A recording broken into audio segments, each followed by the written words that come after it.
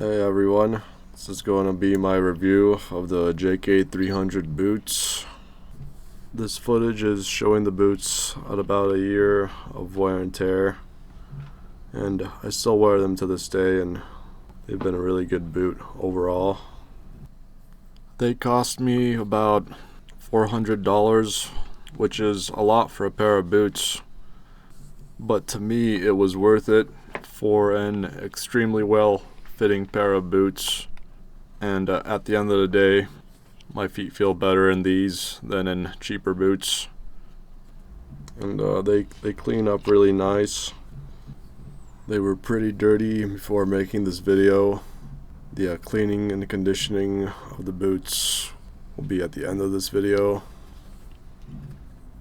These boots do have a composite toe cap. They're also available in soft toe. They are stitched down construction, which makes them easy to resole.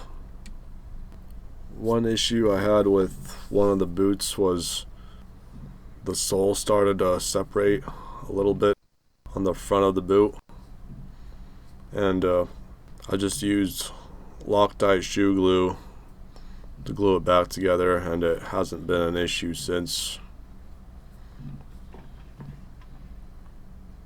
And with the stitch down construction, it's normal for the leather to kind of separate from the midsole, but the rubber midsole should stay glued to the outsole during the whole time. Yeah, there's a little bit of that separation there, which is normal around the side. The leather upper is attached to the rubber midsole with stitching, so that'll keep it together. On the back of the boot there's a bit of a foam midsole underneath the rubber midsole, which some little chunks popped off of it here and there.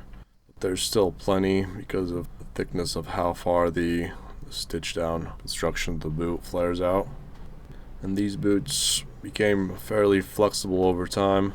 At first they were kind of stiff, but with breaking them in they became really nice and flexible. The width selection that JK offers is nice. Like, these are a 5E width, which allows my toes plenty of space in the front of the boot. And the composite toe cap offers some extra space as well. It's a bit roomier than a steel toe cap normally would be. The leather on this boot is a 5 to 6 ounce oil tanned leather, so that's about 2 to 2.4 millimeters thick. It's been really tough. It's just got like a couple scratches here and there, but no rips through it completely. And it was the brown color. Kind of darkens up over time and with conditioning. One good feature about these boots is that they're fully leather lined. There's no synthetic material that'll break down over time. The heel counter is leather, so that'll mold to your foot over time instead of in some boots where it's plastic and it breaks. There's the oak tanned leather footbed, which molds to your foot over time.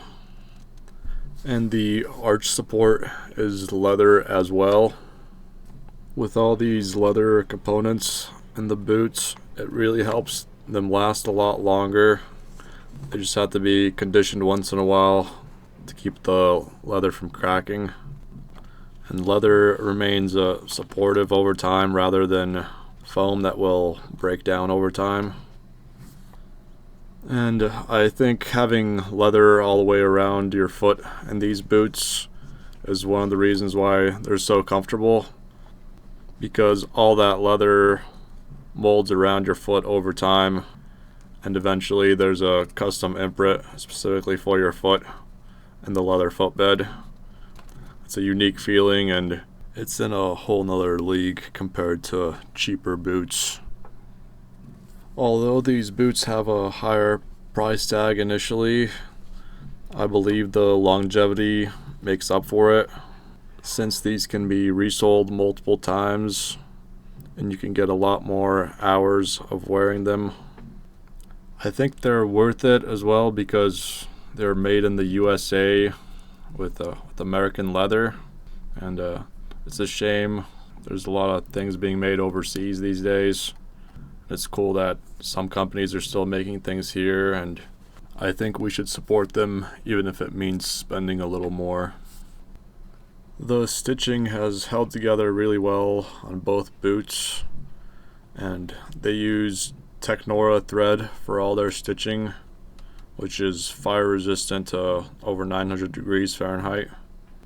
For the hardware on the boots, they used brass all around for both the eyelets and the speed hooks. And one thing about the back of the speed hooks that I found was they were kind of sharp, so I found that a kiltie was necessary to keep the tongue guarded, and I just made one out of some veg tan scrap leather. The sizing for JK boots runs big, so they're usually run about a size big, so I usually wear a size 9.5 and I ordered a size 8.5. JK does include some thin Spenco insoles to assist with the break-in of the leather footbed, and I wore these in the boots for the first couple months, and then eventually I took them out as the leather insole broke in. These come with the Vibram Christie sole, which is really good for walking on concrete.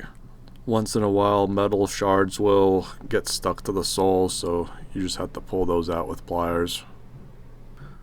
So these boots were really dirty. I was working around painters and they got all covered in paint. I used a mixture of water and a couple drops of dish soap and a nylon brush to scrub them down to get all that stuff off.